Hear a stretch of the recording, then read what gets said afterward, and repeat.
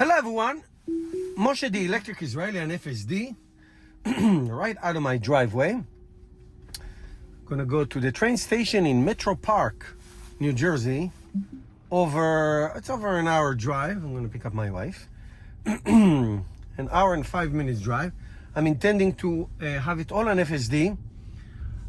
Here's what I want to tell you guys. I've been driving this Tesla Model Y Juniper launch model since April, 7 months.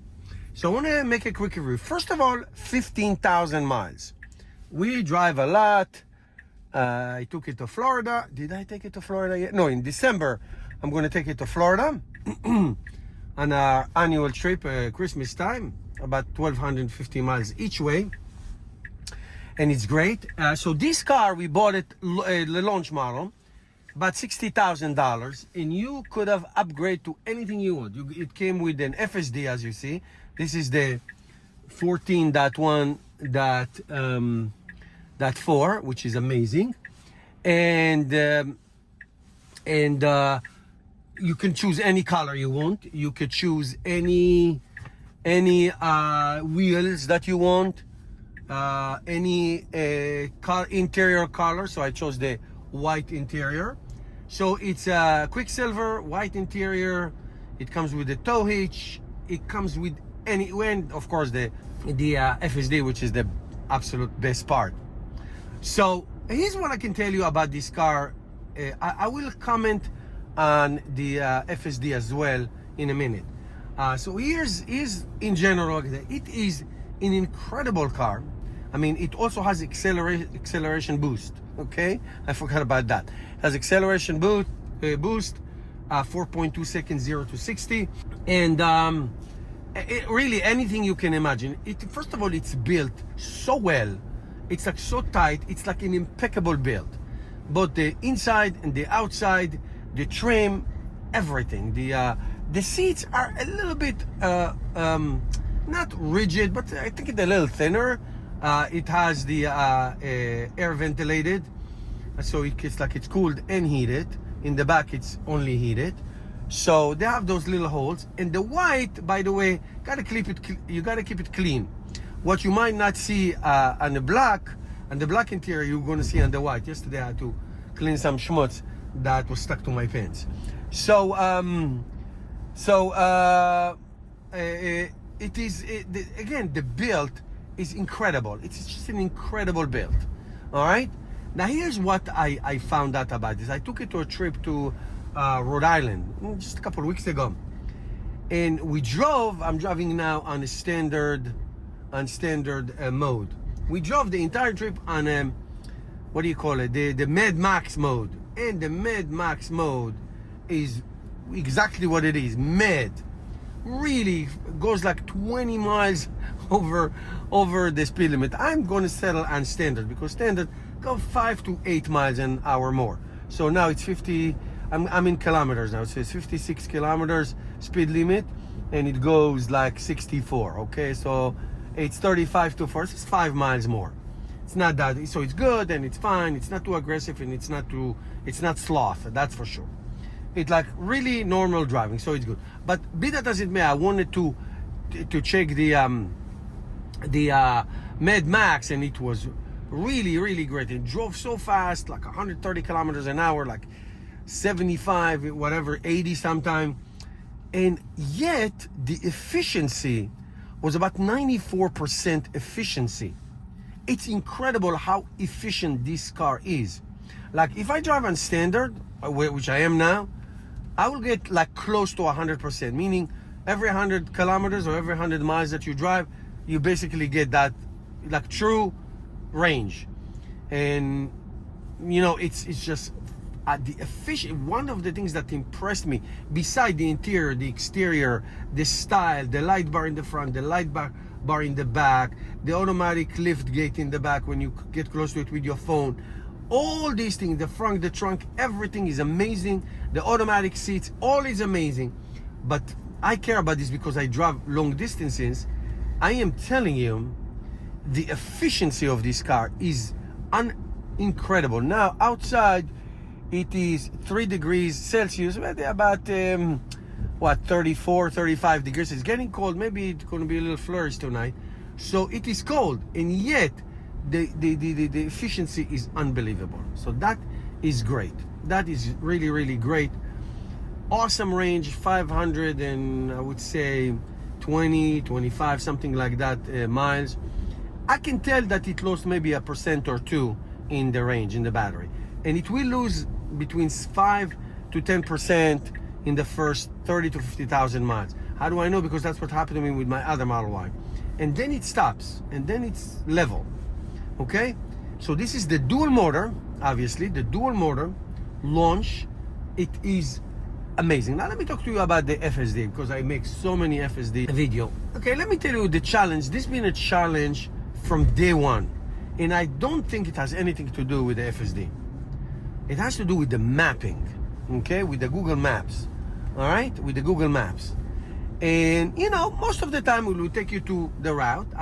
When I go on long trips, I always put Waze just to make sure. But it gives you, you know, it takes you, you know, the route, and sometimes if there's traffic, it may reroute you and all that. It's not famous about that, but it may reroute you and all that. But here's the problem with it. I see it all the time. The problem is that the maps sometimes, I mean, there's some areas where I drive all the time. If you know northern New Jersey, Route 24, it goes from the Morristown Airport area to Newark, towards Newark Airport, okay? From Morristown Airport to Newark Airport. It's a very nice road, gets in onto 78, Highway 78, if you're familiar with northern New Jersey. And on my way back, let's say I'm going back towards Morristown, on 24, it will always choose the wrong exit. Not only that, it chooses the wrong exit, and it asks you to make a U-turn in the middle of the road, as if I'm going to make a U-turn in a road like this that I'm driving right now. It's like preposterous. Now, that's not the car. That is the navigation. So I don't know who's to blame. I really don't know who's to blame, the car or the navigation. But it's definitely I'm saying it's the navigation. Now, the car will try to perform that, but it doesn't make any sense. So that's problem number one. And this has been a problem from the beginning of time, and I've been driving Teslas since 2016, okay? And I bought my first one since 2018. So I've been driving them, test driving them, friends and whatever. So that's a problem with this stupid Google Map. Can I just tell you one more thing? Abroad, it's even worse. I have a lot of family and friends in Israel, and the Google Maps in Israel, they are so outdated that they will, my friends tell me that, they will take you to roads that don't exist. Literally, roads that do not exist. So that's a huge problem. I mean, the car will perform, the car will go wherever the navigation will say, but it's just terrible sometimes, not all the time. So that's number one. Number two is sometimes, it happened to me this morning. I went to this bagel place, and it's really in the middle of a 50 miles an hour road. I mean, it went in and whatever. So it's like going in and then going out. Now, there's no signs enter or exit, and there's no sign do not enter or whatever or exit. It's just you know where to go. There's like a line on an arrow on the road when you get in. And the car, happened to me yesterday, the car reversed and it wanted to go out from the place that you go in. So it doesn't understand that you went this way and you're going out this way. So sometimes the car will do stupid stuff like this. Okay? That's the next thing. The next one, I know it's very, very much on X, leaves. Now we are in the fall. This happens to me, like even at the beginning of this trip, okay? Sometimes when the leaves swirl, there's a bunch of leaves here. Sometimes, the wind will come and, there'll be a little leaves like swirling on the road, and the car will like not stop, but smash the brakes. Smash like as if a person is moving. So that's bad. That's really, really bad. Also, a lot of YouTubers and a lot of drivers test is the stabbing of the brakes. So sometimes, let's say I'm gonna make this right turn. I'm not going to, but let's say I'm making this right turn and there is a yield sign, So we'll go to the hillside, stop and go, stop and go. They were like stabbing. It happened to me this morning in a different road. That's that. Okay, now I tell you, this FSD is virtually autonomous. It's great. Don't get me wrong. It's great. Really, really great. The maps, the sudden braking, the stabbing braking, the leaves. Okay, sometimes not recognizing, not doing a great job in parking lots. There's a supermarket right by my house, and obviously you back up and you go out, and she's trying to again go a different exit and make a U-turn by a traffic light. Meaning the maps here are so terrible that it will take you to try to do something that is illegal, dangerous, or both. So obviously that's not the fault of the Tesla Model Y, but the mapping here are really, really, really a problem in the decision that made. But the car does too. So many of the old problems of FSDs were like really remedied and solved. I mean, this going from parking lot to parking lot, this is great, and goes head first to a parking spot. Sometimes it will not choose the best parking spot, but whatever. I let the car do its thing. So that's what it is. So I tell you, this Model Y refresh, it's so great. The single motor, the dual motor, the performance now is that amazing. I do not recommend the Model Y standard. I saw it. I made you a video. I'll put you a link. I saw it, and the strip down of the features and whatever is just too much. I do highly recommend the Model 3 standard. There's basically very little difference.